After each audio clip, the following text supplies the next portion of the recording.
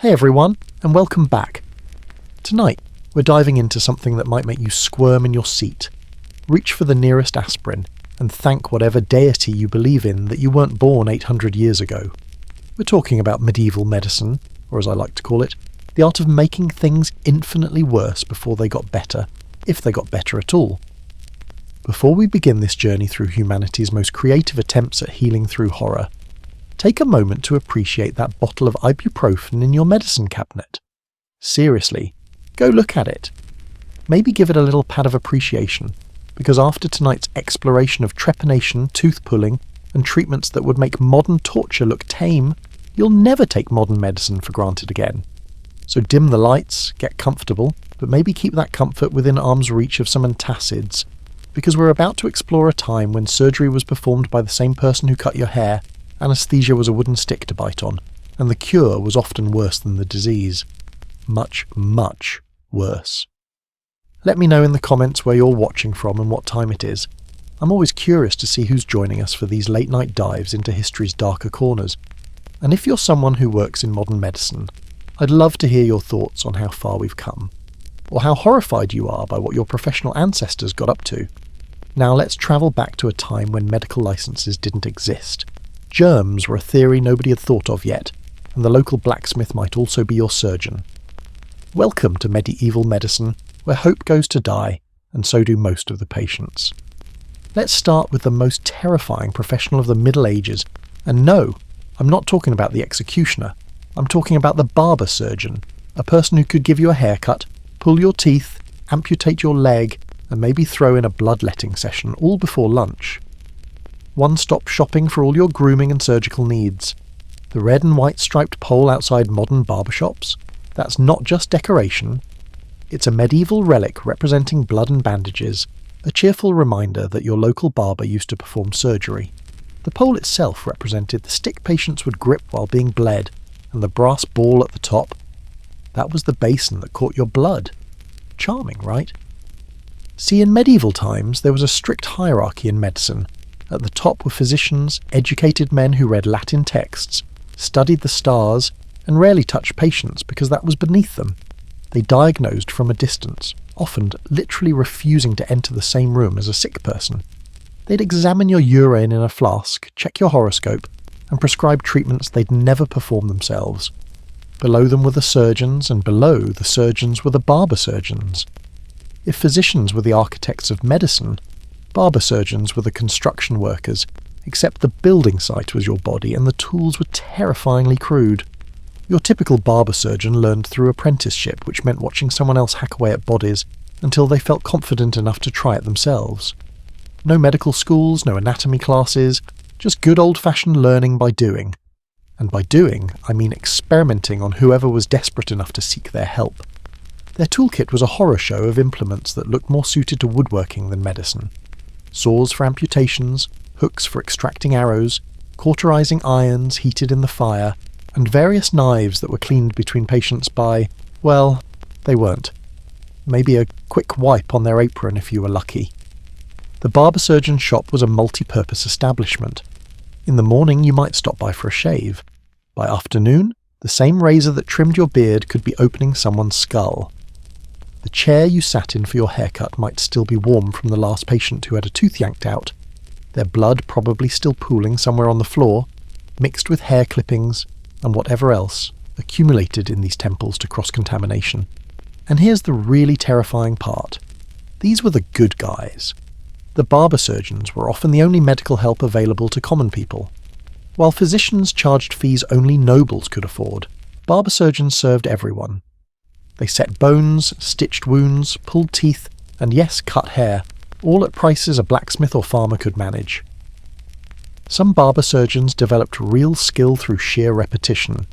They became experts at certain procedures simply because they performed them so often. A barber-surgeon who'd amputated 50 legs knew more about the practical aspects than a physician who'd only read about it in Greek texts. But skill didn't mean painless. Remember, this is before anesthesia. Your pain management options were get drunk beforehand, bite down on something, have strong men hold you down, or pass out from the agony. Most surgeries involved all four, The Guild of Barber-Surgeons eventually tried to establish standards, creating tests and apprenticeship requirements. But for most of the medieval period, anyone with sharp tools and steady hands could hang out a shingle. Your surgery might be performed by someone who learned everything they knew from watching their father, who learned from his father, who learned from a travelling merchant who claimed to have studied in Arabia, but was actually just really good at making things up. In London, the Worshipful Company of Barbers was established in 1308, trying to bring some order to the chaos.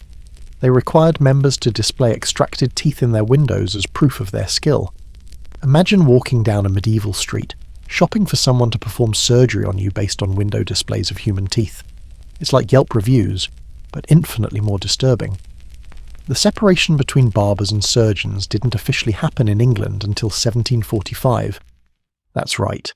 For hundreds of years, the person cutting your hair and the person cutting off your gangrenous foot were the same guy, using the same tools, in the same chair, probably on the same day.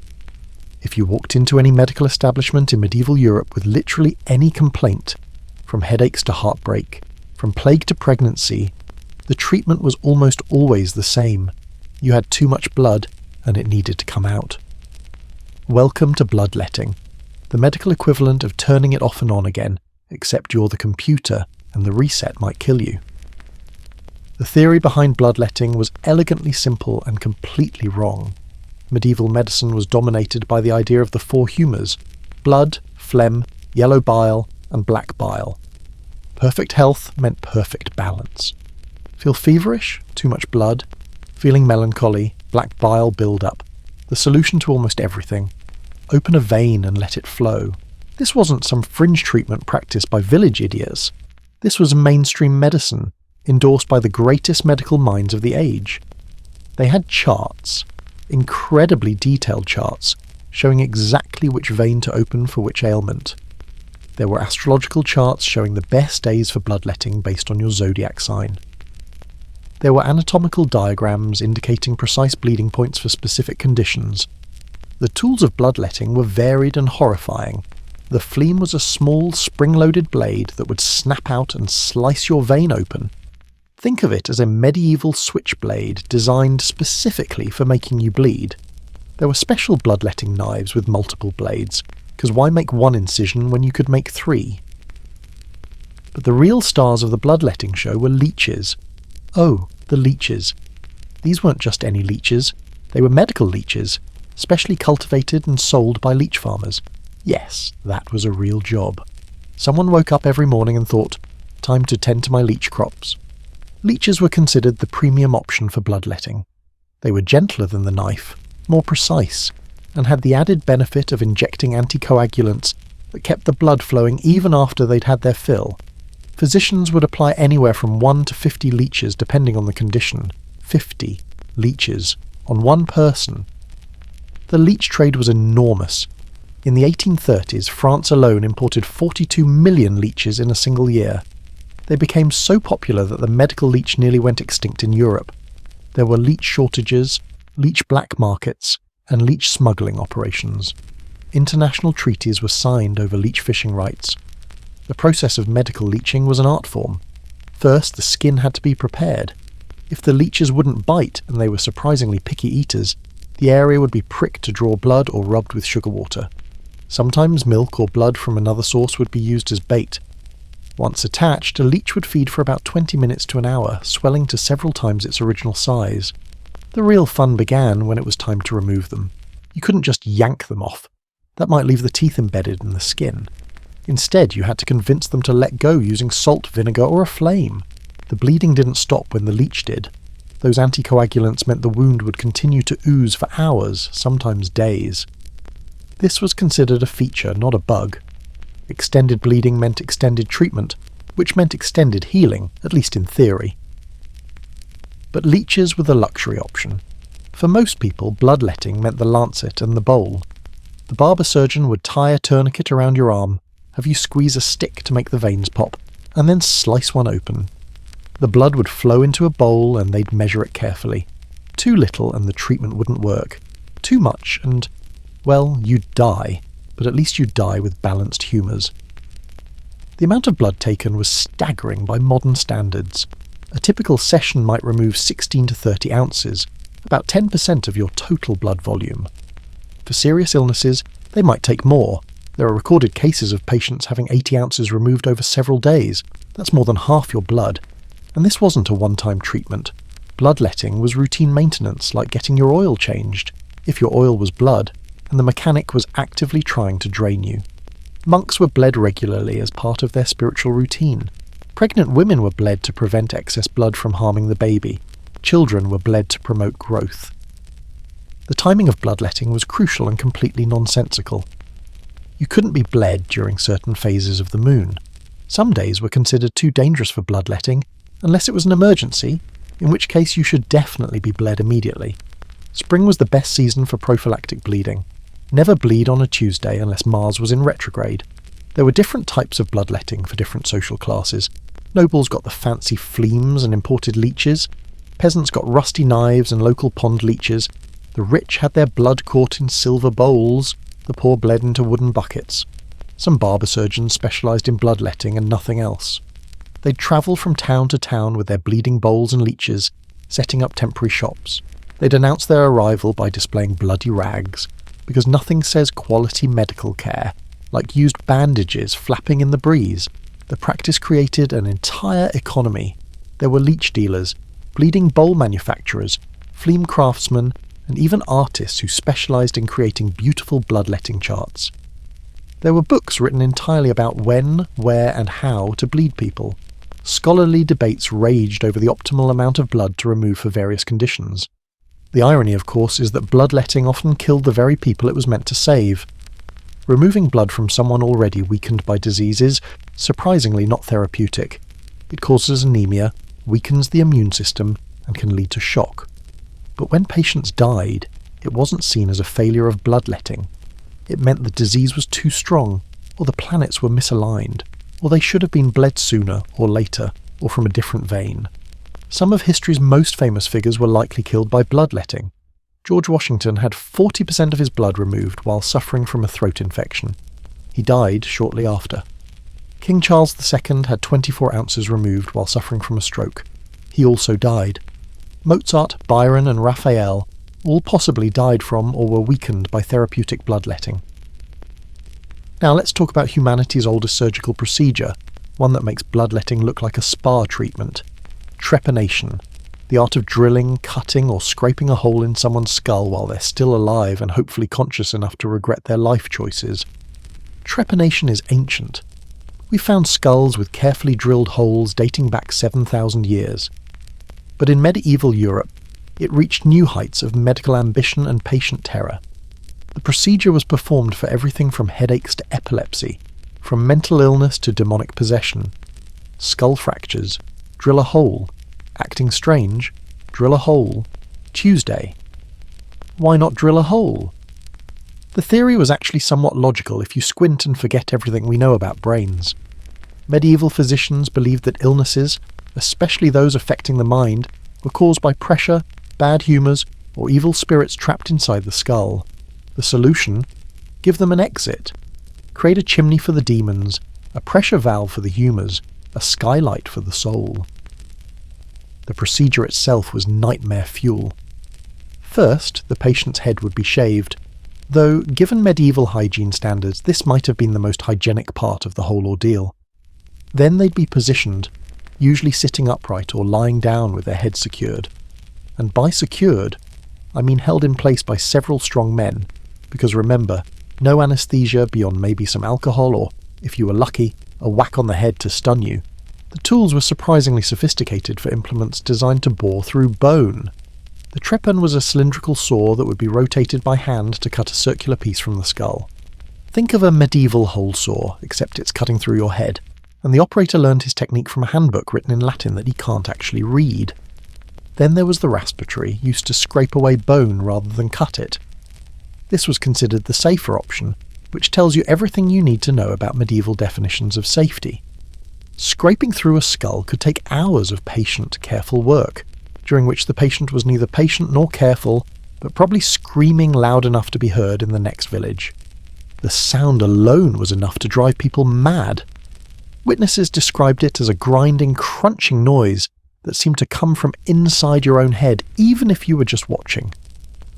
The bone dust would fly, mixed with blood and occasionally bits of brain membrane if the surgeon went too deep, which happened frequently. The precision required was extraordinary, and most barber-surgeons had none of it. Too shallow, and you didn't penetrate the skull, making the whole agonizing procedure pointless.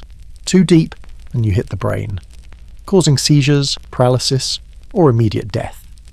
Just right, and you had a hole in someone's head that would hopefully heal without infection, which in medieval times was about as likely as winning the lottery while being struck by lightning. But here's the truly insane part. People survived this. We have skulls showing clear evidence of healing, meaning the patient lived for years after having a hole drilled in their head. Some skulls show evidence of multiple trepanations. That's right, some people went back for seconds. Either they were incredibly brave, incredibly desperate, or medieval Stockholm Syndrome was stronger than we thought. The success rate varied wildly depending on who was holding the drill. Skilled surgeons, and they did exist, could achieve survival rates of 70% or higher. Your average barber-surgeon who decided to try brain surgery after reading about it once, maybe 20% on a good day. Different regions had different techniques. In some areas, they preferred to remove rectangular sections of skull rather than circular ones. Others would drill multiple small holes in a pattern, then connect them to remove a larger piece. It was like cultural traditions, but for head drilling. The aftercare was basically non-existent. Once the procedure was done and assuming the patient survived, the hole would be covered with a piece of leather, cloth, or sometimes a silver plate if you were wealthy. Then you were sent home with instructions to avoid strenuous activity, which seems like unnecessary advice when you have a hole in your skull. Infection was common and usually fatal. The exposed brain tissue was vulnerable to everything from everyday bacteria to actual insects. There are historical accounts of maggots being found in trepanation wounds, living maggots, in people's heads, still alive and walking around. Some patients reported immediate relief after trepanation, which modern medicine attributes to the placebo effect or, more likely, the euphoria of surviving something that should have killed you. Others experienced personality changes, memory loss or chronic headaches, almost as if having a hole drilled in your skull might affect your brain function. The practice wasn't limited to medical professionals. Some monks performed trepanation as a spiritual practice, believing it would bring them closer to God by literally opening their minds. There were travelling trepanation specialists who went from town to town with their drills and saws, advertising their services like medieval door-to-door salesmen if the product was skull perforation. The procedure was sometimes performed on criminals as a form of punishment disguised as treatment. Have a thief who won't reform? Maybe drilling a hole in his head will let the criminal spirits out. It was rehabilitation through cranial ventilation. Children weren't exempt. Babies born with unusual head shapes or behavioural issues might be subjected to trepanation. The survival rate for infant trepanation was essentially zero, but that didn't stop people from trying. Hope and desperation make a powerful combination, especially when mixed with primitive medical theory. If you thought having holes drilled in your skull was bad, wait until you hear about medieval cauterization, the medical practice of healing wounds by burning them shut with red-hot metal. It's exactly as agonizing as it sounds, and somehow even worse than you're imagining. Cauterization was the go-to treatment for everything from sword wounds to amputations, from hemorrhoids to mental illness. Yes, mental illness. Because if there's one thing that helps with psychological distress, it's having white-hot iron pressed against your flesh until it sizzles. The principle behind cauterization was simple. Heat stops bleeding by sealing blood vessels, and theoretically prevents infection by burning away diseased tissue. In practice, it was like trying to perform surgery with a welding torch operated by someone who'd never seen a welding torch and didn't really understand what surgery was. The process began in the blacksmith's forge or over an open fire. The cauterizing irons, shaped like pokers, brands, or specialized tools for specific body parts, would be heated until they glowed. Not just red hot, but white hot. The kind of heat that makes the air shimmer. The surgeon would then press this against living flesh with all the delicacy of a sledgehammer. The smell was unforgettable. Every account from the period mentions it. The acrid stench of burning flesh mixed with the metallic tang of heated iron and the underlying notes of infection, sweat, and fear. It would permeate clothing, hair, and the walls of wherever the procedure was performed. Some barber-surgeons' shops reportedly smelled of burnt flesh permanently. For battlefield wounds, cauterization was standard procedure. Arrow wound? Burn it. Sword slash? Burn it. Arm needs to come off. Cut it off, then definitely burn it. The screams of soldiers being cauterized after a battle were said to be worse than the sounds of the battle itself. The procedure for amputation cauterization was particularly brutal. After sawing through bone and tissue, the stump would be pressed against a red-hot iron plate, or have multiple heated irons applied simultaneously.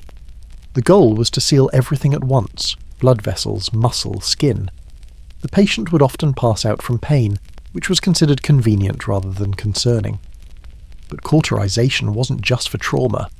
Got hemorrhoids? They'd burn those right off. Persistent nosebleeds. A hot iron up the nostril ought to fix that. Toothache? Sometimes they'd cauterize the gum after extraction, because apparently pulling a tooth wasn't painful enough. The tools were horrifyingly specialized. There were cauterizing irons shaped specifically for eye sockets, others designed for the inside of the mouth, and some with intricate patterns meant to leave decorative scars. Because if you're going to be permanently disfigured, it might as well be artistic. The temperature had to be just right, which of course it never was. Too cool and the iron would stick to the flesh, requiring it to be torn away, taking skin and muscle with it. Too hot and it would burn too deep, destroying healthy tissue and potentially causing more damage than the original wound. Some surgeons developed their own special techniques. One French surgeon insisted on using gold cauterizing irons, believing the metal had healing properties. They didn't, but they did cost more, so patients felt they were getting premium treatment while their flesh was being seared. The Arab physician Albucasis wrote extensively about cauterization, describing over 50 different conditions that could be treated with hot irons. His texts, translated into Latin, became the standard reference for European surgeons. He recommended cauterizing everything from epilepsy to lovesickness. Yes, lovesickness. Apparently nothing cures romantic obsession like third-degree burns. For certain conditions, patterns of cauterization were prescribed. Headaches might be treated with a circle of burns around the skull. Back pain called for parallel lines of cauterization along the spine.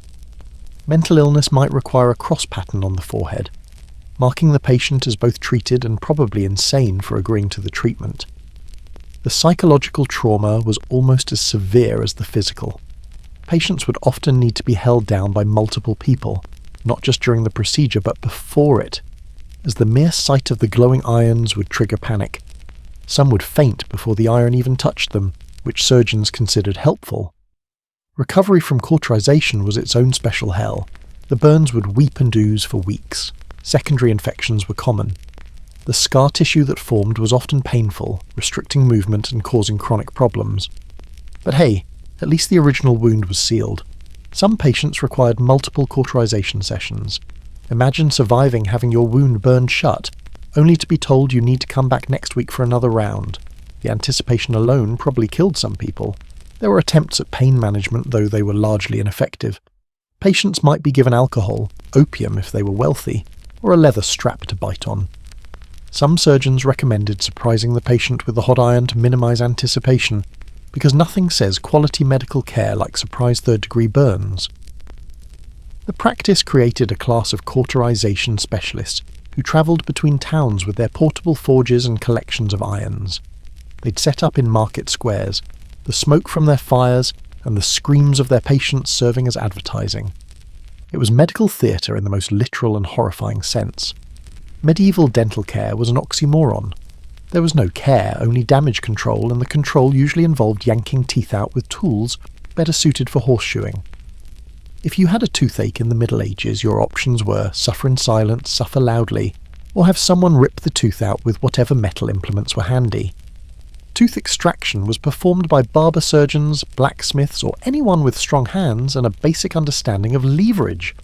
There were no dentists as we know them, just people willing to stick their fingers in your mouth and pull until something came loose. The tools were nightmare fuel. The pelican, named for its resemblance to the bird's beak, was a curved metal lever that would hook around the tooth and pry it out. The problem? It often took surrounding teeth, chunks of jawbone, and occasionally parts of the jaw itself with it. It was less extraction and more oral excavation. Then there was the dental key, which looked exactly like an old-fashioned door key but bigger and more terrifying. The claw would grip the tooth while the handle provided leverage to twist and pull. The twisting motion often shattered teeth, leaving roots embedded in the jaw that would fester for years.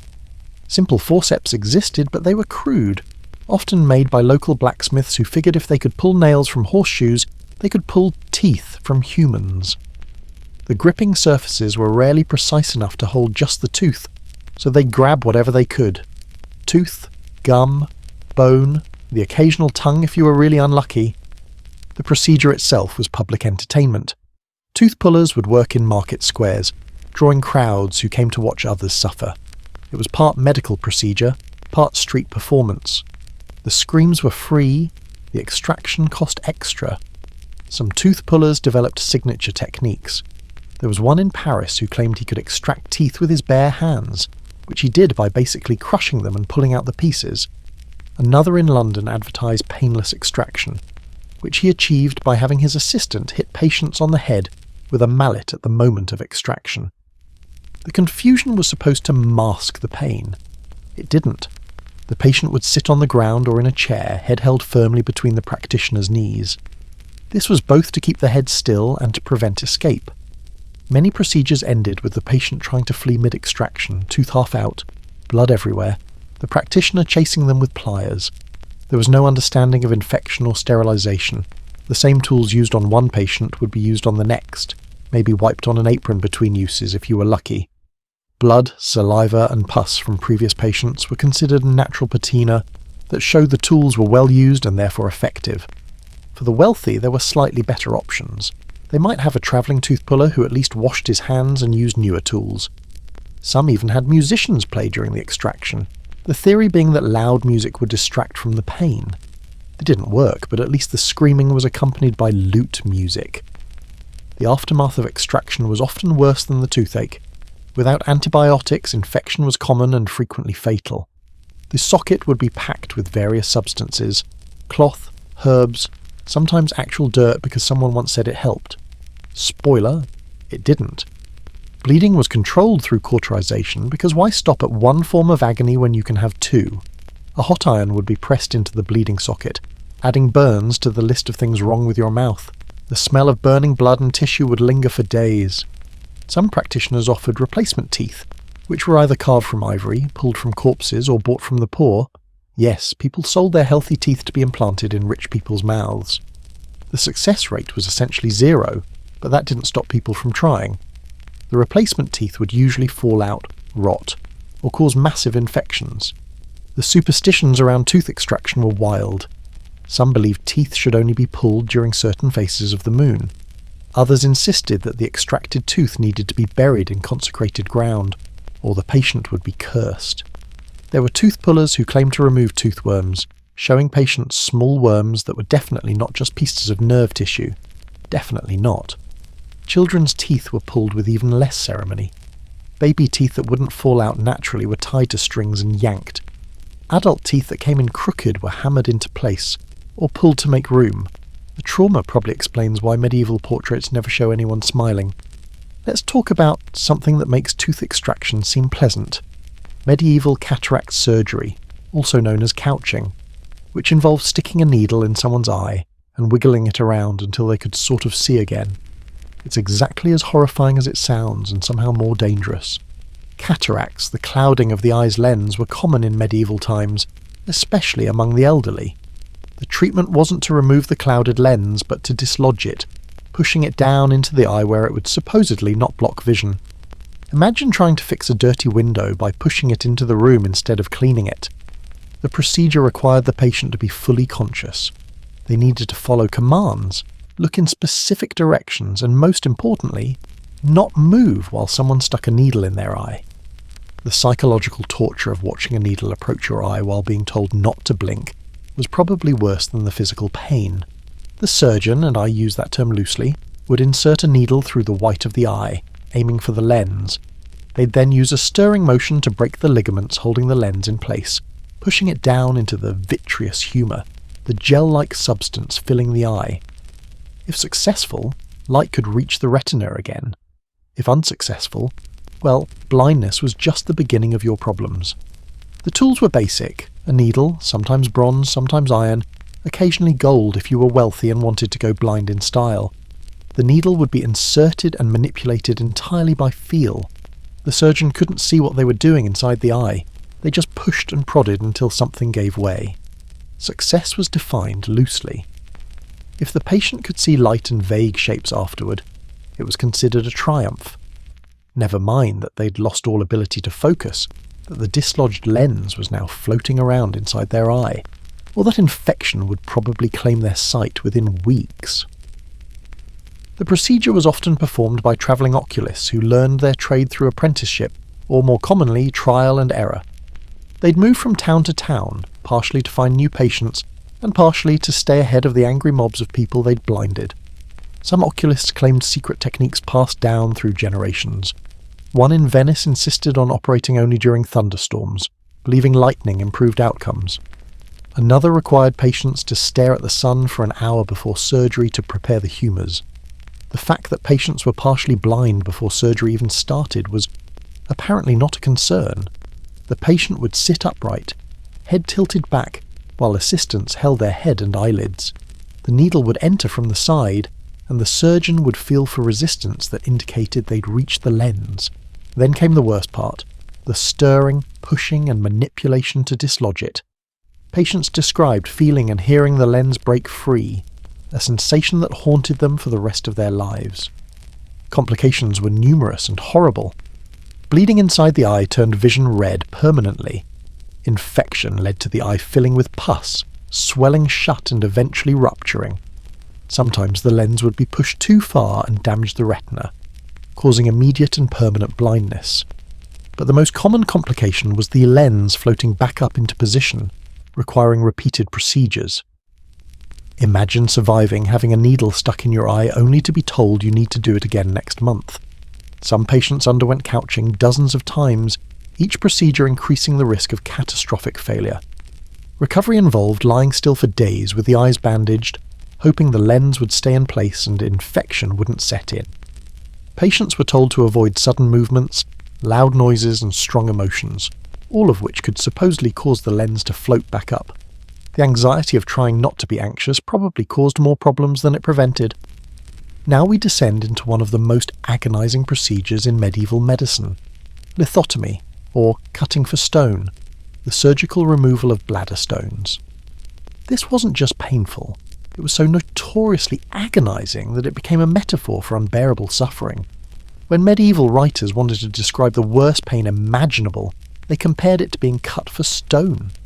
Bladder stones were common in medieval times, formed from mineral deposits in urine, often caused by chronic dehydration, poor diet, and recurring urinary infections. They could grow to enormous sizes. There are recorded cases of stones weighing over a pound being removed from human bladders. Imagine carrying a rock inside your body, feeling it shift and scrape with every movement. The symptoms were unbearable: excruciating pain, inability to urinate, blood in the urine, and the constant feeling of needing to void while being unable to. Without surgery, death was slow and agonizing. With surgery, death was quick but equally agonizing. It was the ultimate medical catch-22. The procedure was ancient, described by Greek and Roman physicians, but medieval surgeons added their own special touches of horror. The patient would be placed on their back with their legs pulled up and apart, held by strong assistants. This position, called the lithotomy position, is still used today, though thankfully for very different procedures performed under anaesthesia. A metal catheter would be inserted through the urethra into the bladder to locate the stone. The surgeon would feel for it through the perineum, the area between the genitals and anus. Once located, an incision would be made, cutting through skin, muscle, and into the bladder itself. All of this without anaesthesia beyond maybe some alcohol, or if you were lucky, a numbing herbs that didn't actually numb anything. The surgeon would then insert forceps through the incision to grasp and extract the stone. If the stone was too large, it would be crushed first using specialised instruments, though this risked leaving fragments that would cause problems later. The entire procedure had to be completed quickly, ideally in under 5 minutes, because shock and blood loss would kill the patient if the surgeon took too long. The sound was reportedly horrific. Witnesses described the grinding of metal against stone, the tearing of tissue, and above all the screaming. Patients would often pass out from pain, which was actually problematic because the surgeon needed them conscious to know if they'd perforated the rectum or other organs. Success rates varied wildly. A skilled lithotomist might achieve a 50% survival rate, an inexperienced one, maybe 10%. But here's the thing, people were so desperate for relief that they'd take those odds.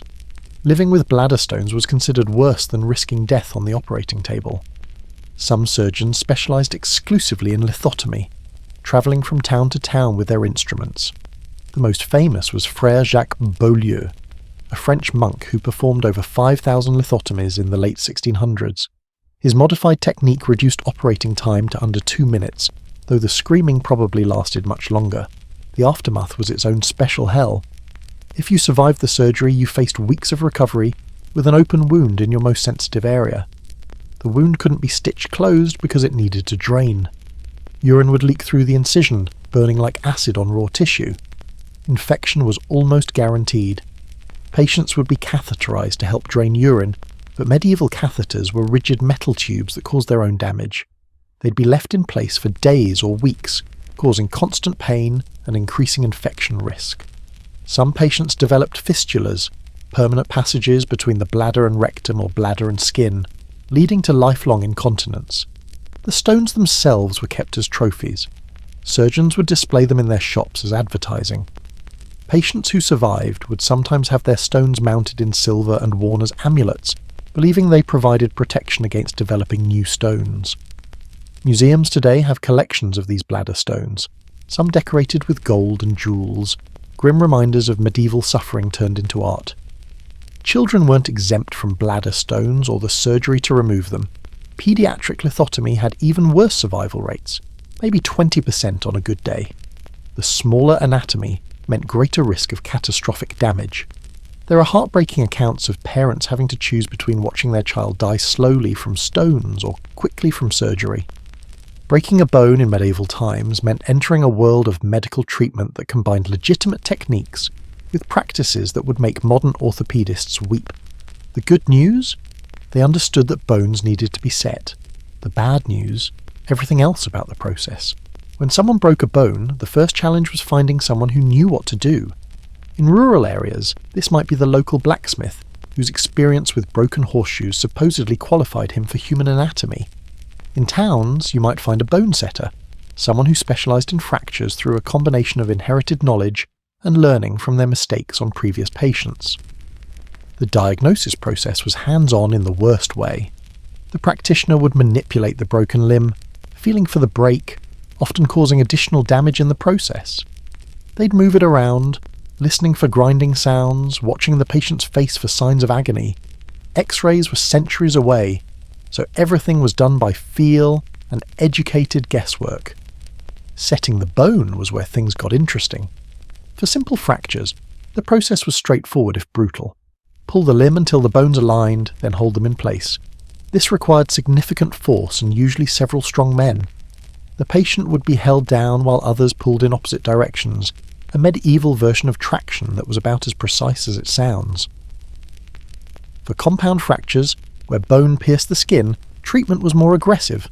The protruding bone would be pushed back in, often without cleaning the wound first. Sometimes they'd need to re-break incorrectly healing bones, using hammers and chisels to correct previous mistakes. The sound of hammering on human bone was said to be audible from outside the building. Once set, the bone needed to be immobilized. Medieval casts were made from various materials, egg whites mixed with flour, clay, or even dung mixed with straw. These would be applied wet and allowed to harden around the limb.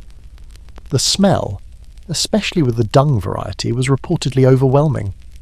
Patients would live with this stench for weeks or months. Splints were made from whatever was available: wooden boards, strips of bark, or even armour pieces for wealthy patients.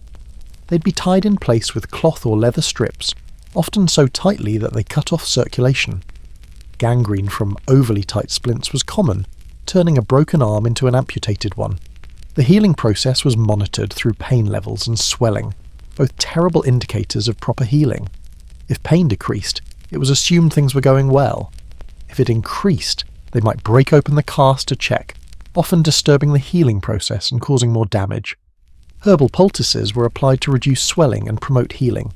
These range from relatively helpful compounds containing comfrey, known to aid bone healing, to bizarre mixtures including ground-up mummies, yes, actual Egyptian mummies, powdered pearls, and various animal parts. One popular remedy involved wrapping the broken limb in the skin of a freshly killed animal, believing the life force would transfer to the patient. For skull fractures, treatment was even more primitive. Small fractures might be left alone with prayers for the best. Larger ones might be treated with trepanation to relieve pressure, combining two horrible procedures into one megatrauma. Depressed skull fractures, where bone pressed into the brain, were sometimes treated by having the patient hang upside down while someone tried to pull the bone back into place. The rehabilitation concept didn't exist. Once the cast came off, patients were expected to immediately return to normal function. The muscle atrophy, joint stiffness, and weakness that resulted from weeks of immobilization weren't understood. Patients who couldn't immediately use their limb normally were often accused of malingering or possession by demons. Some bone setters developed reputations for specific techniques. One in Germany claimed he could heal bones faster by having patients drink ground bone meal from saints' relics. Another in England insisted that bones would only heal properly if set during specific lunar phases. A French bone setter required patients to confess their sins before treatment, believing moral purity affected physical healing. Being pregnant in medieval times was essentially signing up for 9 months of terror, followed by an event that killed 1 in 3 women. Childbirth was so dangerous that pregnant women were encouraged to confess their sins and make peace with God as soon as they knew they were expecting. It wasn't pessimism, it was practical preparation. Medieval understanding of pregnancy was a mixture of observation, superstition, and wild speculation. They believed the womb could wander around the body causing hysteria, that the baby's sex was determined by which side of the womb it grew on, and that pregnant women who looked at ugly things would have ugly babies. The medical advice ranged from useless to actively harmful. Pregnancy diagnosis was an art form of absurdity. Urine examination was the primary method, but not in any scientific way. Physicians would inspect the colour, smell, and even taste of urine to determine pregnancy. Some claimed they could determine the baby's sex by mixing the urine with wine and observing the reaction. Others used wheat and barley seeds, having women urinate on them and seeing which grew faster. Prenatal care consisted mainly of bloodletting, because apparently growing a human wasn't challenging enough without also being deliberately weakened. Pregnant women were bled regularly to prevent the baby from getting too much blood, which was thought to cause birth defects. They were also purged with laxatives to keep their humours balanced, ensuring they were dehydrated and malnourished throughout pregnancy. Diet restrictions were based on bizarre theories. Pregnant women were told to avoid salt, it would make the baby's skin tough. Vinegar, it would make the baby sour-tempered. And fish, it would make the baby smell bad. Meanwhile, they were encouraged to eat dirt, chalk and coal if they craved them, believing these cravings indicated what the baby needed. When labour began, the real nightmare started. Midwives, usually older women who learned through experience, would take charge. While many midwives were skilled and knowledgeable, they worked within the limitations of medieval medicine. No understanding of germs, no surgical options, and no pain relief beyond herbs that barely worked. The birthing position was often standing or squatting, supported by a birthing stool with a hole in the seat.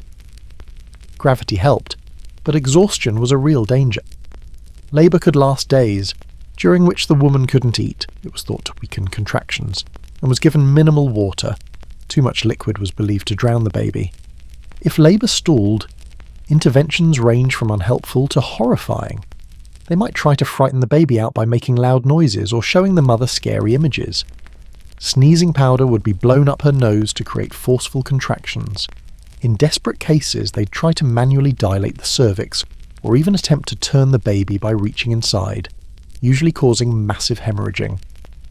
Breech births were often death sentences, without the ability to perform caesarean sections, which were only done on dead or dying women to save the baby for baptism. A baby presenting feet first usually meant both mother and child would die. Some midwives knew techniques for turning babies, but these were dangerous and often unsuccessful. The tools, when used, were terrifying. Birthing hooks were used to extract dead babies, a process so traumatic it often killed the mother too.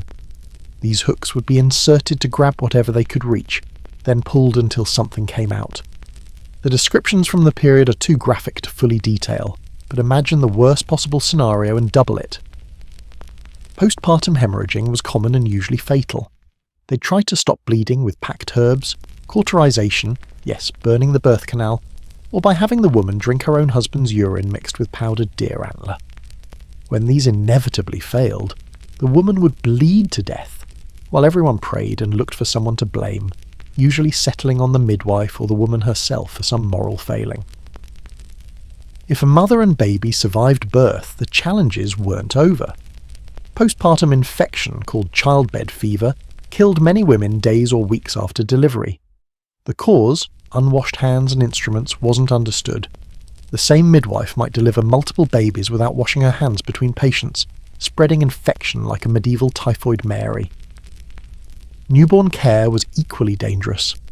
Babies were immediately bathed in wine or urine to strengthen them, rubbed with salt to toughen their skin, and tightly swaddled to ensure their limbs grew straight. The swaddling was so tight it often caused hip dysplasia and breathing problems. Babies were hung from hooks to stretch their spines and had their skulls manually shaped to achieve the desired head shape.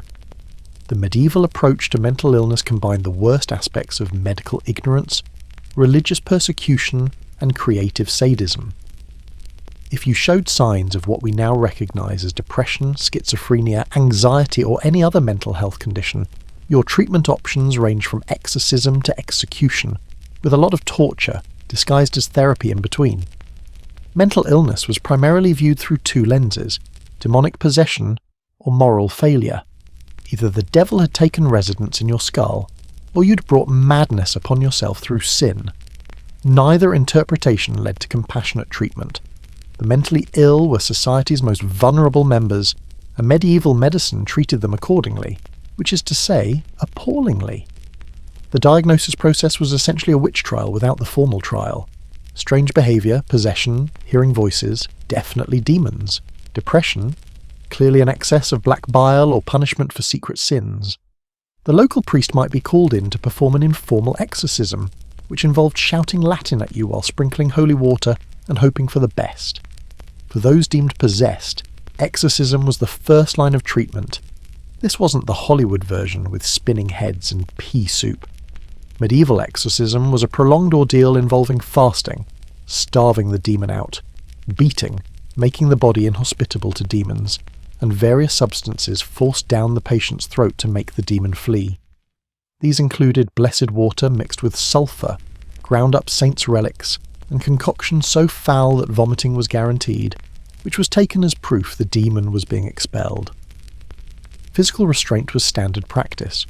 Patients were chained to walls, locked in cages, or tied to beds for weeks or months. The logic was that if the body couldn't move, the disturbed spirit would calm down. In reality, prolonged restraint caused muscle atrophy, pressure sores, and additional psychological trauma that worsened whatever condition they were supposedly treating. Trepanation made a comeback for mental illness. The idea was to let the evil spirits or excess humours escape through a hole in the skull. Imagine being severely depressed and having someone drill into your head to let the sadness out.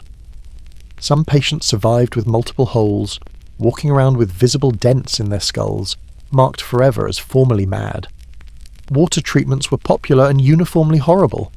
The surprise bath involved suddenly throwing patients into cold water to shock them back to sanity. Patients might be repeatedly dunked until they nearly drowned, the near-death experience supposedly resetting their minds.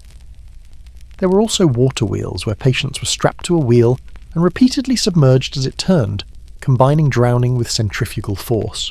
For melancholia, depression, treatments aimed to heat up the patient's cold, dry humours. This might involve forcing them to exercise while wrapped in heavy blankets, sitting them next to blazing fires until they nearly passed out, or feeding them hot foods like peppers and wine until they vomited blood. Because nothing cures depression like heat stroke and internal bleeding. Rotational therapy involves spinning patients to redistribute their humours. They'd be strapped to a chair or bed that was then spun rapidly and repeatedly. Patients would vomit, lose consciousness, and sometimes have seizures, all seen as signs the treatment was working. Some practitioners built elaborate spinning devices that could accommodate multiple patients, creating a carnival of medical horror. Music therapy existed, but in the most twisted form possible. Patients might be subjected to loud, discordant music played continuously for days to drive out evil spirits. Others were forced to listen to specific songs repeatedly, believing certain melodies could cure madness. Imagine being severely anxious and having drums beaten next to your head for 48 hours straight. Isolation was both punishment and treatment. The mentally ill were often locked in dark cells, sometimes for years. No stimulation, minimal food, no human contact except for feeding times. This sensory deprivation inevitably worsened their conditions, which was taken as proof that they were incurably mad rather than evidence that the treatment was the problem. Some treatments specifically targeted women with hysteria, a catch-all diagnosis for any female behaviour deemed inappropriate. Treatments included fumigation of the vagina with sulphur to draw the wandering womb back into place, forced marriage, sex was supposed to cure hysteria, and in extreme cases, clitoridectomy to remove the source of female madness. The misogyny was as therapeutic as it was subtle, which is to say not at all. Public humiliation was considered therapeutic. Patients might be displayed in cages in town squares, where people could pay to gawk at them or poke them with sticks. This public shaming was supposed to shock them back to normalcy. Instead, it turned human suffering into entertainment and further traumatized already vulnerable people. When the Black Death swept through Europe in the 14th century, killing a third of the population, medieval medicine faced its greatest test and failed spectacularly. The treatments for plague weren't just ineffective, they often accelerated death while maximising suffering. It was medical malpractice on a continental scale. The plague presented in two main forms: bubonic, affecting the lymph nodes, and pneumonic, affecting the lungs. Both were caused by the bacterium Yersinia pestis, though medieval physicians blamed everything from bad air to planetary alignments to Jewish people poisoning wells. Without understanding the actual cause, treatments were shots in the dark, if shots in the dark involved leeches and mercury. The most visible symptom of bubonic plague was the buboes, swollen, blackened lymph nodes that gave the Black Death its name. These painful swellings appeared in the groin, armpit, and neck. Medieval physicians, in their infinite wisdom, decided these needed to be opened to let the poison out. They would lance the buboes with hot knives, creating open wounds that inevitably became infected with secondary bacteria. If lancing wasn't horrible enough, they'd sometimes apply poultices to ripen the buboes first. These poultices contained everything from human feces to ground emeralds, creating a paste that was smeared on the swellings and left to fester. The combination of plague, infection, and fecal matter created a perfect storm of bacterial horror. Bloodletting reached new heights of stupidity during plague outbreaks. Physicians reasoned that since the disease caused black blood, removing blood would help. They'd bleed patients who were already dying from a disease that caused internal bleeding. It was like trying to cure drowning by adding more water. The famous plague doctor outfit, the long coat, gloves, and beaked mask, wasn't developed until later plague outbreaks, but the reasoning behind it shows medieval medical thinking. The beak was filled with aromatic herbs to purify the bad air thought to cause plague. Doctors would also carry sticks to examine patients without touching them, not for hygiene but to avoid moral contamination. Theriac, often called Venice treacle, was the premium plague cure for those who could afford it. This ancient concoction contained over 60 ingredients, including viper's flesh, opium, and honey. It took months to prepare and cost more than most people's annual income. It did absolutely nothing against plague, but the opium at least made dying slightly more pleasant. Urine therapy reached peak popularity during plague outbreaks. Patients were told to drink their own urine, bathe in it, or use it as eye drops. Some physicians recommended virgin boy urine as particularly potent. There were actually urine collectors who went door to door during plague outbreaks, gathering fresh supplies for desperate patients. Live animals were used as plague cures in ways that defy explanation. A popular treatment involved strapping a live chicken with its anus against the bubo to draw out the poison. The chicken would inevitably die, which was taken as proof it had absorbed the plague. Patients might go through dozens of chickens, their bodies covered in dead poultry while they died of untreated plague. Mercury, that universal medieval cure-all, was liberally applied to plague victims. They'd drink it, bathe in it, and have it rubbed into their buboes. Mercury poisoning symptoms, tremors, delirium, organ failure, were interpreted as the plague leaving the body. Patients who survived plague often died from mercury poisoning, which was considered a medical victory since technically the plague didn't kill them. Quarantine was one of the few effective measures, though it was applied brutally. Entire families would be sealed inside their homes if one member showed symptoms. A red cross would be painted on the door with the words, "Lord have mercy upon us." Guards would be posted to prevent escape. Food might be passed through windows, or it might not. Many families starved to death or murdered each other in desperation to escape. Self-flagellation became a popular plague treatment, based on the belief that the plague was God's punishment for sin. Groups of flagellants would travel from town to town, whipping themselves bloody in public displays of penance. They spread plague faster than rats, creating a mobile disease vector powered by religious fervour and infected blood splatter. Medieval battlefields were meat grinders that produced injuries on an industrial scale, and the medical treatment available was somehow worse than the wounds themselves.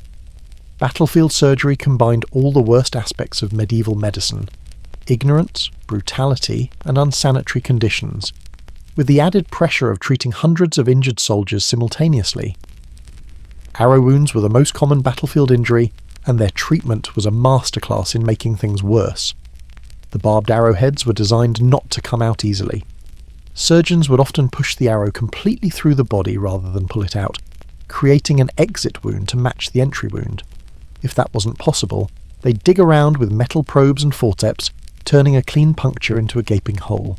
The arrow extractors were instruments of torture disguised as medical tools. Some resembled corkscrews that would be twisted into the wound to grip the arrowhead. Others were like primitive spreaders that would force the wound open wide enough to reach in with forceps. The damage from extraction often exceeded the original injury. For embedded arrows that couldn't be removed, the solution was to leave them in place and cut off the shaft. Soldiers might walk around for years with arrowheads lodged in their bodies, the metal slowly poisoning them or working its way toward the vital organs. Some warriors collected their embedded arrowheads like grim medals of survival. Sword wounds presented different challenges. Clean cuts might be stitched with horsehair or silk thread, neither of which was sterilised. The stitching was done with sailmaker's needles, thick and curved, designed for canvas, not flesh. The technique was more like repairing a torn sail than surgical suturing. Compound fractures from mace or warhammer strikes were treated with aggressive bone setting that often caused additional breaks. The exposed bone would be pushed back under the skin without cleaning, packed with whatever was handy, often mud from the battlefield, and wrapped tightly. Gangrene was so common that the smell of rotting flesh became synonymous with medical tents.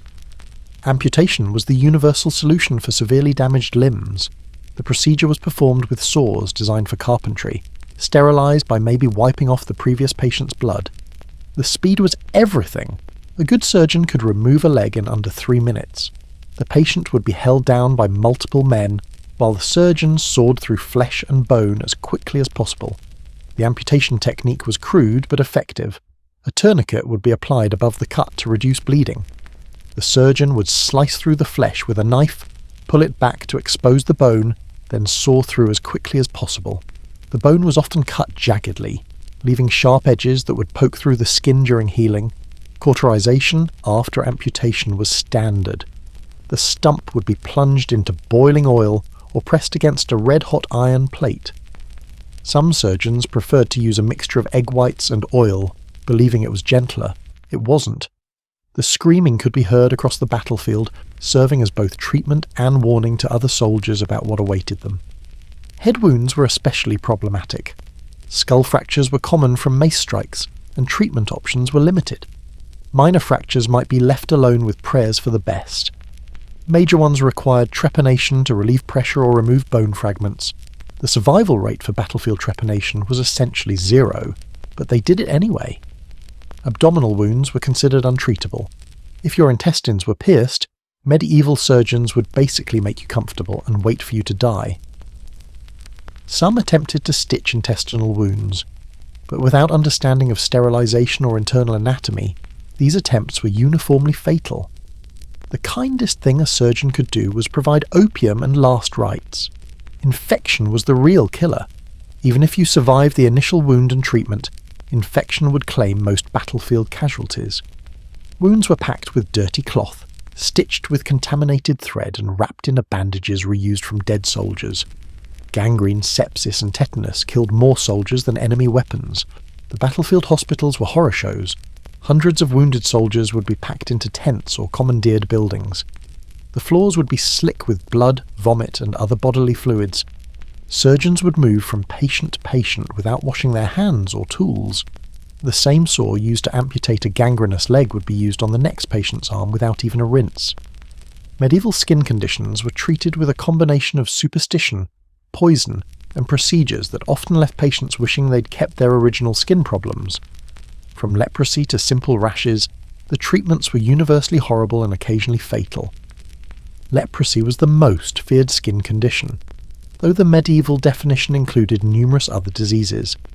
Anyone with chronic skin problems might be diagnosed as a leper and subjected to social death before actual death. The treatments were as varied as they were useless: bathing in the blood of children, drinking gold dissolved in wine, or being buried up to the neck in hot sand for days. The testing for leprosy was criminally inaccurate. Physicians would prick the skin with needles to test for numbness, examine urine for floating particles, or check if the patient's blood was too thick. Some claimed they could diagnose leprosy by the sound of the patient's voice. Once diagnosed, even incorrectly, your life was essentially over. Lepers who could afford treatment might receive mercury rubs, arsenic drinks, or be fed powdered viper. One popular cure involved catching a live snake, cutting it into pieces, and having the patient eat one piece per day while the rest rotted. The resulting food poisoning was interpreted as the leprosy leaving the body.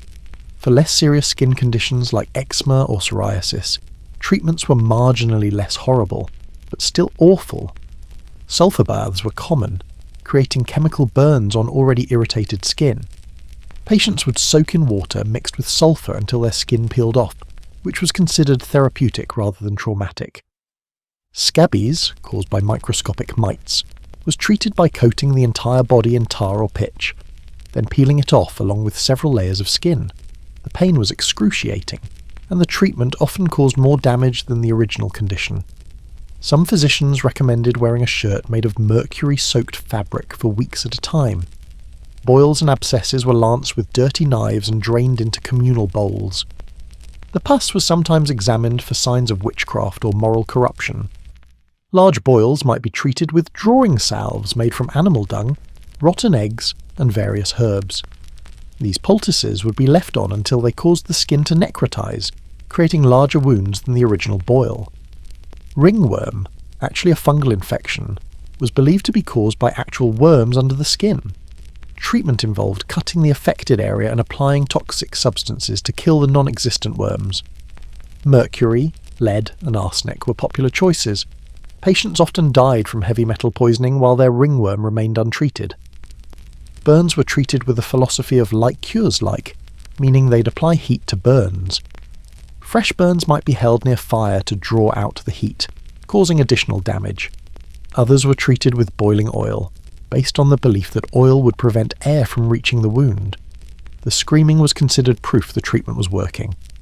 Warts were attributed to moral failings or touching toads. Treatments ranged from rubbing them with dead animals to having them bought by travelling wart charmers who claimed to transfer them to trees or stones.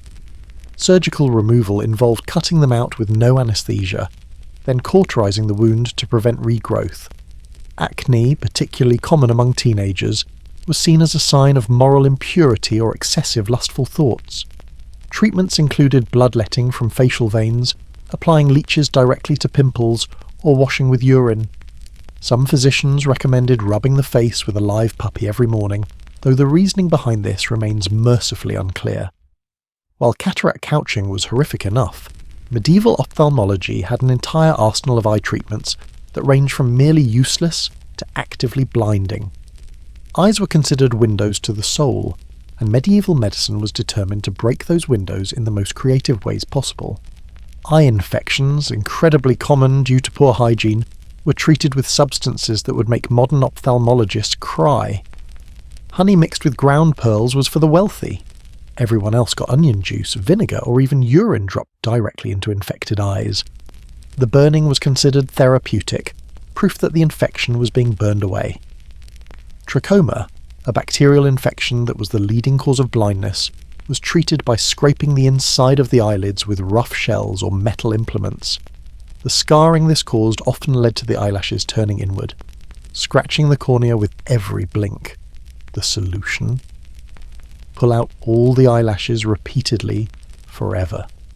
Night blindness, usually caused by vitamin A deficiency, was treated by consuming roasted goat liver, one of the few medieval treatments that accidentally worked.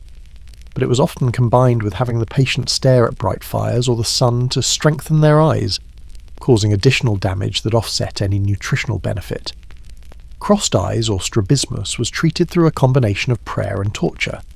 Children with crossed eyes might have masks with eye holes placed in the correct position, forcing them to strain their eyes for hours. Others had their bad eye covered for months or years, causing it to weaken further.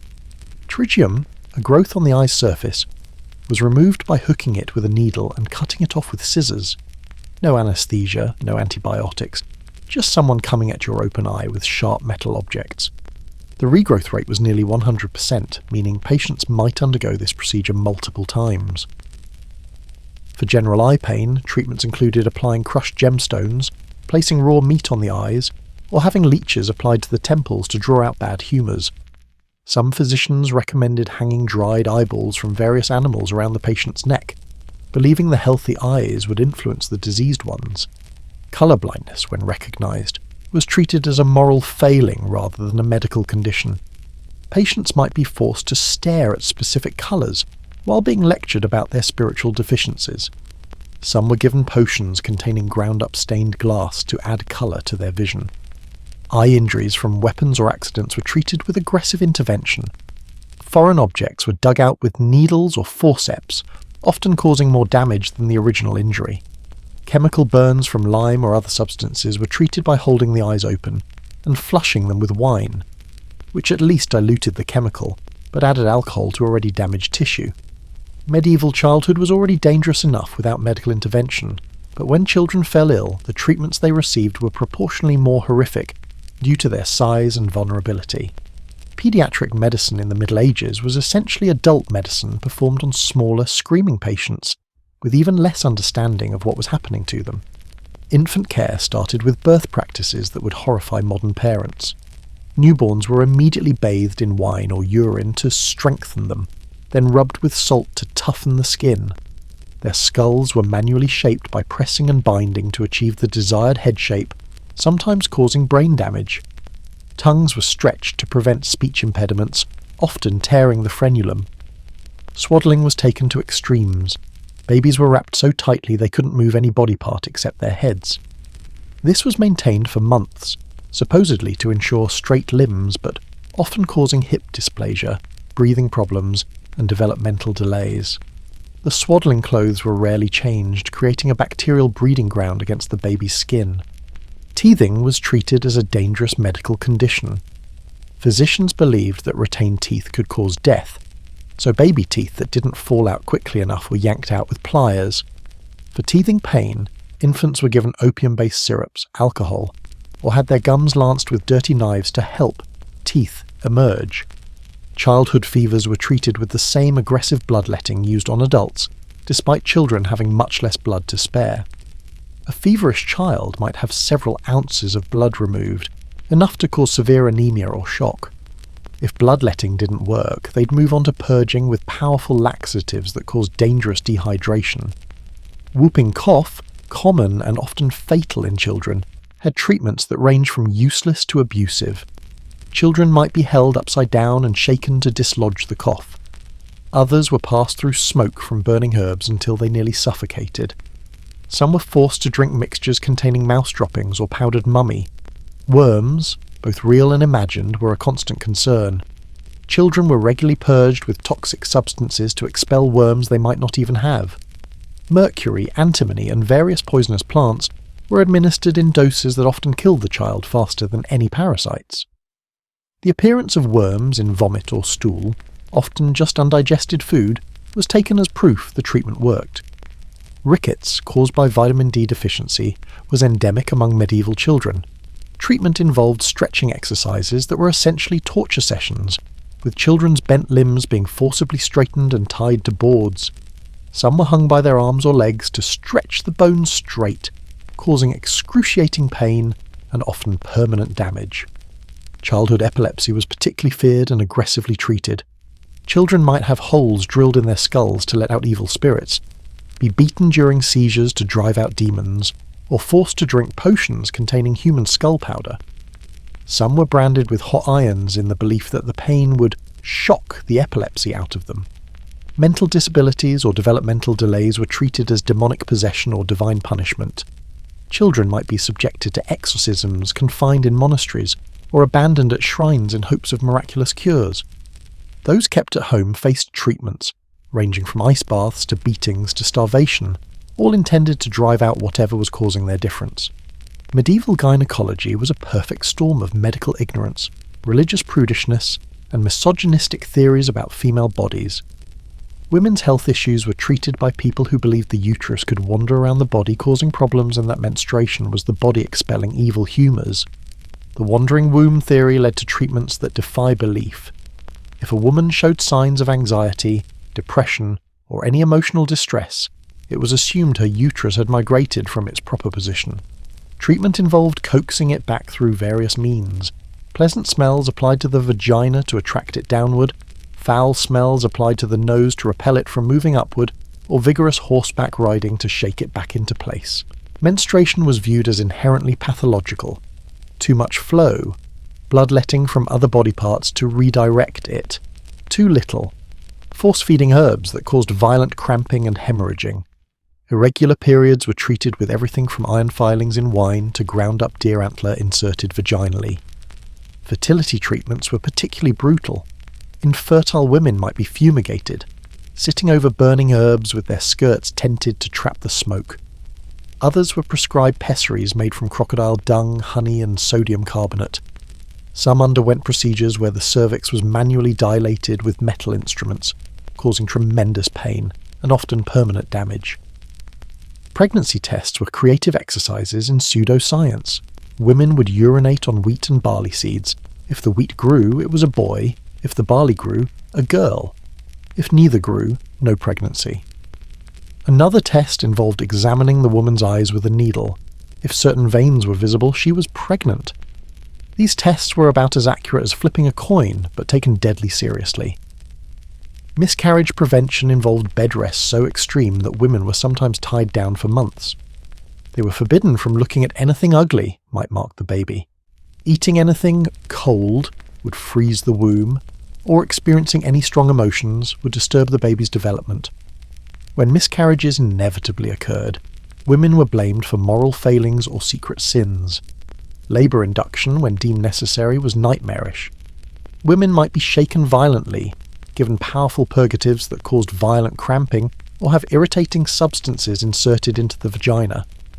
One common method involved having the woman sneeze repeatedly using pepper or other irritants, believing the force would expel the baby. Retained placenta after birth was treated by having someone reach in and manually remove it, often tearing tissue and causing hemorrhaging. If that failed, they might try fumigation with burning feathers, believing the smell would cause the uterus to contract and expel the placenta. Women often bled to death during these procedures. Prolapsed uterus, where the uterus descends into or through the vagina, was treated by forcing it back and packing the vagina with wine-soaked wool, stones, or even small metal balls to hold it in place.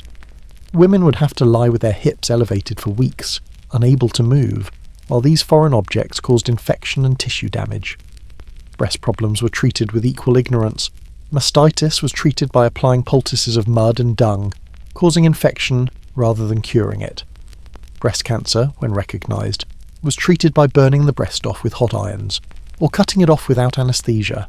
The survival rate was essentially zero, with most women dying from shock or infection. Medieval apothecaries were part chemist, part herbalist, and part accidental poisoner. Their shops were filled with jars of mysterious substances, most of which were either useless or actively harmful. The medicines they dispensed killed as often as they cured, turning treatment into a game of pharmaceutical roulette. Mercury was the wonder drug of medieval medicine, prescribed for everything from syphilis to constipation. Patients would drink it, bathe in it, breathe its vapours, and rub it on their skin. Mercury poisoning symptoms, tremors, tooth loss, madness, were seen as proof the medicine was working. Entire families were poisoned by mercury treatments, passing symptoms between generations. Antimony, another heavy metal, was popular as a purgative. It would cause violent vomiting and diarrhea, which was the point. Wealthy families had antimony cups that would leach the metal into wine, providing a constant low dose of poison. These cups were passed down as heirlooms, poisoning multiple generations. Lead was used in cosmetics, medicines, and even cooking vessels. White lead face paint gave noble women the fashionable pale complexion while slowly poisoning them. Lead-sweetened wine was a delicacy that caused gout, madness, and death. Children were given lead tablets for stomach aches, ensuring they'd never reach adulthood. Arsenic, known as inheritance powder for its popularity among poisoners, was also a medicine. Small doses were prescribed for everything from asthma to syphilis. The line between therapeutic dose and lethal dose was thin and frequently crossed. Chronic arsenic poisoning was so common among the wealthy that its symptoms were considered signs of nobility. The doctrine of signatures meant medicines were chosen based on appearance rather than effect. Walnuts looked like brains, so they treated head injuries. Red plants treated blood diseases. Yellow flowers cured jaundice. This magical thinking led to treatments that were at best useless and often dangerous.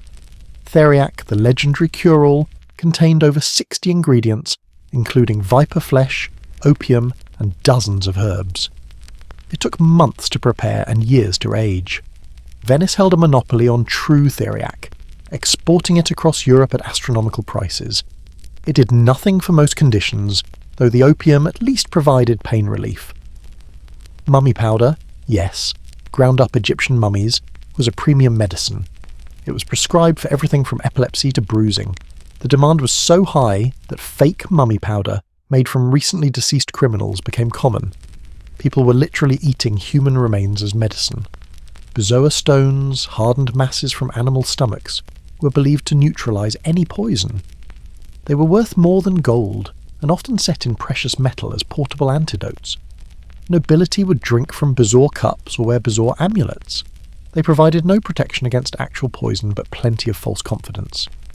Unicorn horn, usually narwhal tusk or rhinoceros horn, was the ultimate medicine. It could supposedly cure plague, neutralize poison, and purify water. Entire royal treasuries were spent on unicorn horns. Powdered horn was added to medicines at tremendous cost, providing nothing but expensive placebos. Usnea, a lichen that grew on skulls, was highly prized for treating epilepsy and bleeding. The skull had to be from someone who died violently for maximum potency. Grave robbers made fortunes selling skull moss to apothecaries, who ground it into powder and sold it for its weight in silver. The tools of medieval surgery looked more like devices from a torture chamber than medical instruments, and functioned about the same way. These implements were crude, unsterilized, and designed with little understanding of anatomy or gentleness. Looking at a medieval surgical kit is enough to make anyone grateful for modern medicine. The amputation saw was exactly what it sounds like, a saw for cutting through human limbs.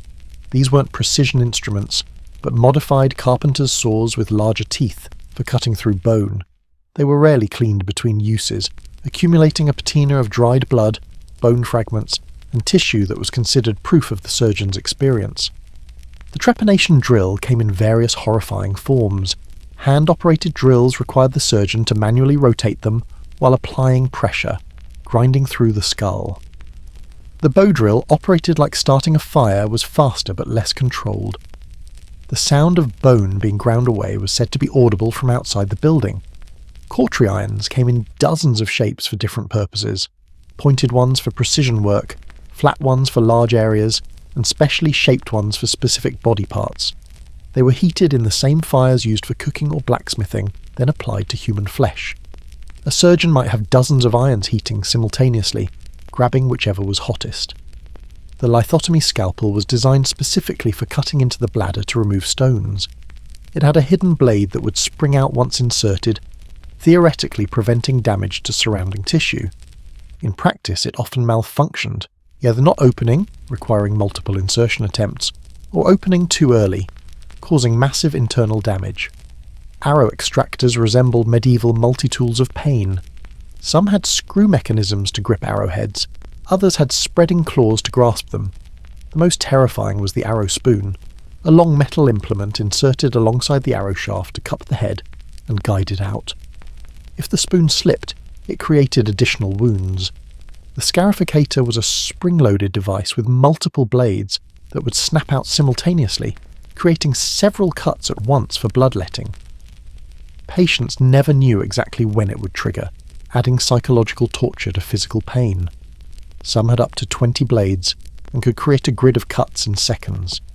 Dental pelicans and keys weren't just poorly designed, they were actively destructive. The pelican's lever action often shattered teeth and jawbones. The dental key's rotating motion would sometimes rotate the entire tooth socket, taking chunks of jaw with it. These tools turned simple extractions into maxillofacial trauma. Bone saws came in various sizes, from small finger saws to large implements for major amputations. They were thick, crude, and required significant force to operate. The blade would often bind in the bone, requiring wiggling and additional trauma to free it. Bone dust would fly everywhere, getting into wounds and guaranteeing infection. The speculum metricis was used for gynecological examinations and procedures. It was a crude metal device that spread without any consideration for comfort or tissue damage. There was no lubrication except maybe some oil, and the metal was often rough and rusty. Many women suffered permanent damage from routine examinations. Probes and sounds were long metal instruments inserted into wounds or body cavities to explore damage. They had no way to see what they were touching, so surgeons relied on feel and the patient's screams to navigate. These blind explorations often punctured organs or pushed foreign objects deeper into the body. When the Black Death reached its peak, killing entire families in days and depopulating whole towns, medieval medicine threw everything at the wall to see what stuck. Nothing did, but the attempts revealed just how desperate and creative medical futility could become. The Pope's physician recommended sitting between two enormous fires during summer, believing the heat would purify the air. Patients would sit in sweltering rooms, roasting alive while their plague fever raged. Many died from heat stroke before the plague could claim them, which was counted as a partial success since technically the plague didn't kill them. Treacle, a mixture of over 60 ingredients including viper's flesh, was the rich person's plague cure. It took months to make and cost a fortune. Venice held a monopoly on authentic treacle, and fraud was punishable by death. People would mortgage their homes for a single dose of what was essentially expensive snake oil. Some physicians recommended coating the buboes with a paste made from human excrement, believing that like cures like. Patients would have human feces, sometimes their own, mixed with herbs and applied to their most painful wounds.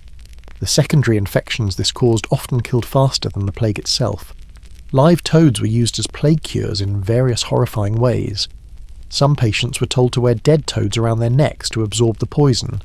Others had live toads placed on their buboes, believing the toad would suck out the infection. When the toad inevitably died, it was proof it had absorbed the plague, and another toad would be applied. Pigeon treatments involved cutting live pigeons in half and applying the still warm halves to buboes. The dying bird's struggles were thought to draw out the plague poison. Wealthy patients might go through dozens of pigeons, their beds covered in bird blood and feathers while they died anyway. Self-flagellation became a medical treatment as well as religious practice. Flagellants believed that by preemptively punishing themselves, they could avoid God's punishment of plague. They travelled in groups, whipping themselves bloody in town squares, spreading plague through blood droplets and close contact. Aromatic treatments reached absurd levels. People wore pouches of herbs so strong they could barely breathe. Rooms were fumigated with sulphur until the air was unbreathable. Some physicians recommended sniffing latrines, believing bad smells would drive away the bad air causing plague. Quarantine-breaking remedies were sold to desperate families sealed in their homes. These included potions that would supposedly make you immune to plague for 24 hours, allowing you to escape. They were usually just strong alcohol with herbs, providing liquid courage but no actual protection. The theory of the four humours dominated medieval medicine so completely that every treatment was designed around balancing blood, phlegm, yellow bile, and black bile. This led to treatments that were not just ineffective but systematically harmful, turning medical care into elaborate torture based on philosophical nonsense. Hot and cold treatments were prescribed based on perceived humoral imbalances. Fever patients, thought to have excess hot humours, were stripped naked and left in snow, or had ice water poured over them repeatedly. Hypothermia was common, with patients dying from exposure while doctors celebrated the fever breaking. Conversely, depression, excess cold, dry humours, was treated by wrapping patients in multiple layers and placing them near fires until they nearly passed out. Some were buried in hot sand up to their necks, or forced to exercise in heavy clothing until they collapsed. Heat stroke was considered therapeutic success. Dietary restrictions based on humoral theory could be fatal. Melancholic patients were forbidden cold foods like most vegetables and water, subsisting on wine and meat. Choleric patients couldn't eat hot foods like spices or red meat. Malnutrition was common as patients were denied necessary nutrients based on arbitrary classifications. Purging took many horrific forms. Emetics caused violent vomiting, often containing antimony or other toxic substances. Patients would vomit until they brought up blood, which was seen as expelling excess humours. Laxatives were equally violent, causing dehydration so severe that patients died from electrolyte imbalances. Sweating treatments aimed to expel humours through the skin. Patients were wrapped in wax-coated sheets and placed near fires until they nearly died from dehydration. Others were buried in manure piles, believing the heat and fumes would draw out bad humours. The infections from these treatments were usually fatal. Sexual prescriptions based on humoral theory were particularly bizarre. Virgin women with hysteria were prescribed immediate marriage and frequent intercourse to balance their humours. Men with melancholy were told to abstain completely. Masturbation was either prescribed or forbidden based on arbitrary humoral assessments. Exercise regimens ignored physical capability. Phlegmatic patients, often elderly or ill, were forced through exhausting routines to heat up their cold humours. Choleric patients were confined to bed rest, even if physically healthy. These prescriptions often worsened whatever condition they were meant to treat. Medieval monasteries served as hospitals, but they combined religious fervour with medical ignorance in ways that created unique forms of therapeutic horror. Monks believed suffering brought them closer to God, and they were eager to share that suffering with their patients. Monastic hospitals practiced scheduled bloodletting regardless of health. Monks were bled 4 times a year as spiritual purification, and they extended this practice to all patients. Sick, healthy, young, old, everyone got bled on the same schedule. The communal bleeding days were events where dozens would be bled simultaneously, blood flowing into shared basins. Prayer marathons were prescribed for all ailments. Patients with broken bones might be required to pray for 12 hours straight before receiving treatment. Those who passed out from pain were revived and forced to continue. The length of prayer required was based on the perceived sinfulness of the condition. Sexually transmitted diseases required days of prayer before treatment. Mortification of the flesh was considered medically therapeutic. Patients were encouraged to wear hair shirts that irritated their skin, chains that cut into their flesh, or shoes with pebbles that made walking agony. This constant discomfort was supposed to purify the soul and thereby heal the body. Fasting cures were taken to extremes. Patients might be denied food for weeks, given only water and communion wine. The hallucinations from starvation were interpreted as religious visions. Many patients died from malnutrition while monks celebrated their spiritual purification. Relic treatments involved touching diseased body parts to supposed holy relics. Infected wounds were pressed against bones claimed to be from saints. Eye problems were treated by touching the eyes with cloth that had supposedly touched holy remains. the contamination spread between patients created epidemic infections in monastic hospitals. Holy water was used for everything. Wounds were washed with it, despite it being bacteria-rich from hundreds of people dipping their hands in it. It was prescribed as a drink for internal ailments. Some monasteries sold holy water enemas, claiming they could purify from within. Exorcism was the default treatment for any condition monks didn't understand, which was most of them. Epilepsy, mental illness, even difficult childbirths were treated with elaborate exorcisms. These could last days, with patients restrained while prayers were shouted at them continuously. The infirmary gardens grew medicinal herbs, but their use was based more on religious symbolism than medical knowledge. Plants mentioned in the Bible were considered especially potent. Roses were used for everything because of their connection to the Virgin Mary, regardless of actual medicinal properties. The medieval medical marketplace was flooded with fraudulent cures, fake medicines, and travelling charlatans who preyed on desperate patients. These weren't just ineffective treatments. They were elaborate scams that often hastened death while emptying purses. Travelling medicine shows were elaborate productions. Doctors would arrive in towns with wagons full of mysterious bottles, accompanied by patients who would dramatically recover after taking the miracle cure. These accomplices would writhe in fake agony, take the medicine, then leap up claiming to be healed. Real patients who bought the cure got nothing but false hope and often poison. The Philosopher's Stone wasn't just sought by alchemists. Medical fraudsters claimed to have fragments that could cure any disease. These were usually just coloured glass or common stones sold at extraordinary prices. Some claimed their stones needed to be activated with additional expensive ingredients, creating an endless cycle of purchasing. Weapon salve was one of the most bizarre frauds. Instead of treating the wound, you treated the weapon that caused it. The sword that cut you would be covered in expensive ointments, while your wound festered untreated. Patients were told any failure was due to not applying enough salve to the weapon. Counterfeit mummy powder was a massive industry.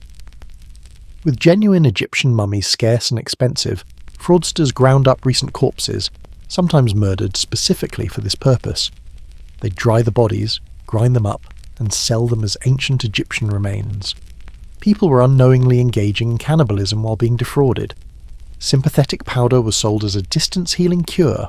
Family members could allegedly heal their loved ones by applying this powder to their clothing or personal items. Soldiers' wives bought it by the pound, sprinkling it on their husbands' spare clothes while the men died on distant battlefields. Snake oil, before it became synonymous with fraud, was an actual product. Sellers claimed their particular snake oil could cure everything from baldness to plague. It was usually just rendered fat from any available animal, mixed with strong-smelling herbs to seem medicinal. The placebo effect was the only real benefit. As we reach the end of our journey through medieval medicine's chamber of horrors, take a moment to appreciate that you've made it through this entire chronicle of medical mayhem without having to experience any of it firsthand. No leeches, no trepanation, no mercury baths, just the comfortable horror of learning about humanity's darkest medical chapter from a safe historical distance. The truly remarkable thing about medieval medicine isn't just how wrong they got everything, it's that anyone survived it at all. Every treatment we've discussed tonight was performed by people who genuinely believed they were helping. These weren't sadists, but healers working within the limits of their time's knowledge, which makes it all somehow more terrifying. Think about it. These patients faced their treatments with incredible bravery. They submitted to procedures that we wouldn't inflict on our worst enemies, holding on to hope that maybe this time the bloodletting would work, the cauterization would heal, the mercury would cure rather than kill. Their courage in the face of medical torture is genuinely awe-inspiring. The practitioners too deserve some grudging respect. Imagine trying to help people when your entire medical education consists of bad air causes disease and drill holes to let the demons out. They worked with what they had. Folklore, superstition, classical texts that were already 1,000 years out of date, and trial and error that mostly ended in error. Some real medical advances did emerge from this darkness. The idea of hospitals, quarantine for infectious diseases, and some surgical techniques that, refined and sterilized, still exist today. Medieval physicians documented symptoms and treatments obsessively, creating medical records that help us understand disease progression, even if their treatments were counterproductive. But perhaps the most important legacy of medieval medicine is the lesson it teaches about the danger of unquestioned authority and the importance of the scientific method. These treatments persisted for centuries not because they worked, but because questioning established medical doctrine was heresy. People died because challenging Galen's theories from ancient Rome was more dangerous than following them. Today, when someone suggests that modern medicine doesn't have all the answers, remember that at least it has some answers that don't involve drilling holes in skulls or drinking mercury.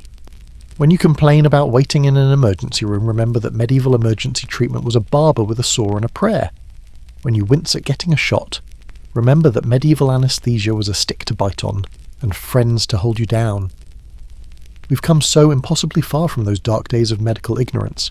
Antibiotics, anaesthesia, actual understanding of disease, surgery that heals rather than just hopefully doesn't kill.